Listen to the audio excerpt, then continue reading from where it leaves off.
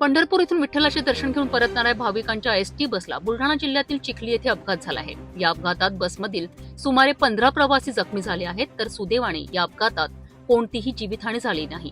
जखमींना तातडीने नजीकच्या रुग्णालयात दाखल करण्यात आले असून त्यांच्यावर उपचार सुरू आहेत। अपघाताचे कारण अद्याप स्पष्ट झालेले नाही। पुढील तपास पोलीस करीत आहेत।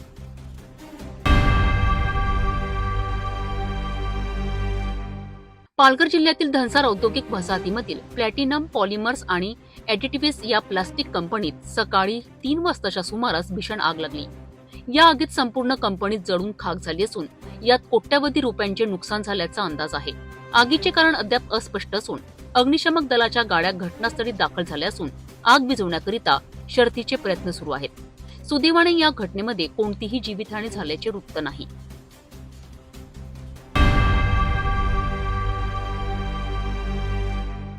शिवसेना पक्षाचे नेते संजय राऊत यांनी एक महत्त्वाचे विधान केले आहे। त्यांच्या मते सरकारच्या माणसांना ठाकरे बंधू एकत्र आलेले नको आहेत। राऊत यांनी पुढे म्हटले की महाराष्ट्रासाठी आम्ही हात पुढे केला आहे, त्यात कोणी मिठाचा खडा टाकू नये। तसेच मराठीच्या प्रश्नांवर आम्ही सगळे एक आहोत असेही त्यांनी ठामपणे सांगितले।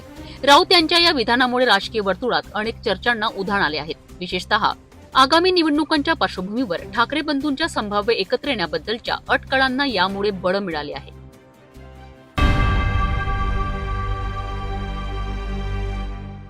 युवा सेना प्रमुख आणि ठाकरे गटाचे नेते आदित्य ठाकरे यांनी भाजपवर जोरदार निशाणा साधला आहे।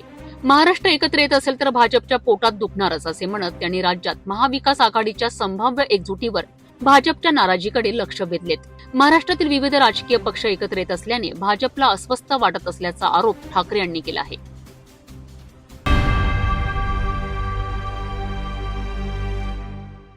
पूर्णानगर बस स्टॉपवर एसटी बस अचानक बंद पडल्याने प्रवाशांना मोठा त्रास सहन करावा लागला। प्रवाशांना बसला धक्का देऊन ती सुरू करावी लागली, ज्यामुळे अनेकांना गैरसोयीचा सामना करावा लागला। या घटनेमुळे एसटी महामंडळाच्या सेवांच्या गुणवत्तेवर पुन्हा एकदा प्रश्नचिन्ह निर्माण झाले आहे।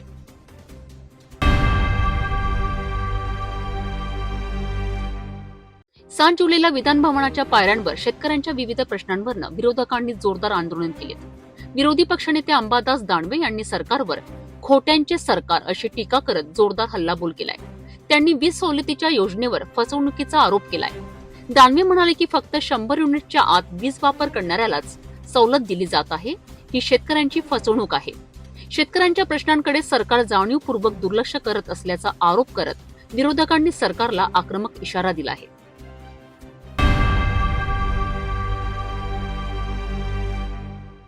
नाशिक शहर आणि जिल्ह्यात सलग सुरू असलेल्या पावसामुळे गोदावरी नदीला पूर येण्याची शक्यता निर्माण झाली आहे। यामुळे प्रशासनाने नागरिकांना सतर्क राहून आवश्यक ती काळजी घेण्याचे आवाहन केले आहे। नदी किनारे आणि सखल भागातील रहिवाशांनी विशेष खबरदारी घ्यावी असेही प्रशासनाने सूचित केले आहे।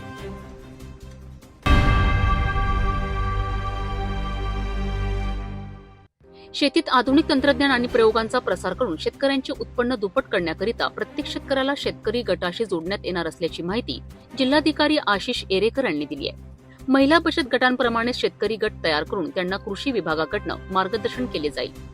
राष्ट्रीय कृषी विकास योजनेअंतर्गत आयोजित कार्यशाळेत ते बोलत होते। यावेळी त्यांनी कृषी विभागावर शेतकऱ्यांना योग्य मार्गदर्शन करण्याची जबाबदारी असल्याचे सांगितले।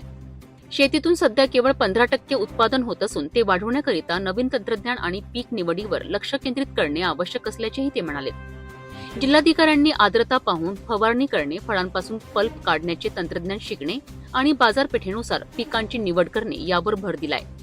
कृषी विभागाच्या व्हॉट्सअप ग्रुपद्वारे दैनंदिन माहिती दिली जात असून आगामी काळात प्रत्येक शेतकऱ्याला शेतकरी गटाशी जोडून तालुका आणि गाव स्तरावर माहिती पोहोचविली जाईल असेही त्यांनी नमूद केले। यावेळी उत्कृष्ट कार्य करणाऱ्या शेतकऱ्यांचा सत्कार करण्यात आला आणि नवीन पीक विमा योजनेच्या भीतीपत्रकाचे विमोचन करण्यात आले।